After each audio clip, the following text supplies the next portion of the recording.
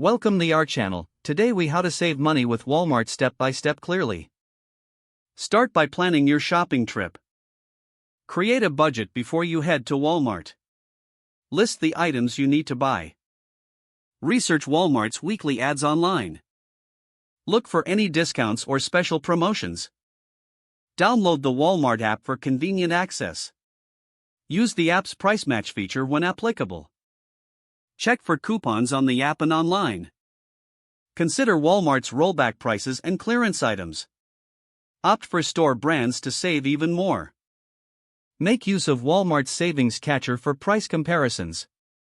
Buy in bulk for non-perishable. Don't overlook the seasonal sales and clearance events.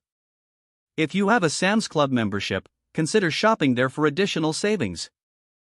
Use rewards programs like Walmart Plus for future discounts. Be mindful of your shopping habits and avoid impulse purchases. Track your spending and compare it against your budget. With these strategies, you'll be able to maximize your savings at Walmart more effectively. If the page does not load, refresh the browser or try again in a private or incognito window. Make sure you are using the correct email address, then retype it carefully to avoid small typos. If your password is not accepted, use the reset option and create a new strong password you can remember. Check your spam folder for verification or security emails, then complete any requested confirmation steps. Enable two-factor authentication if available to improve account security and reduce unauthorized access risk.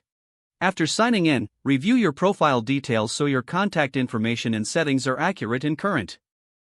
If you see an error message, note it down and try again after restarting your device and internet connection. Log out when you finish, especially on shared devices, to keep your account and payment information secure.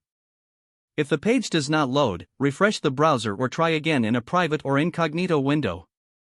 Make sure you are using the correct email address, then retype it carefully to avoid small typos.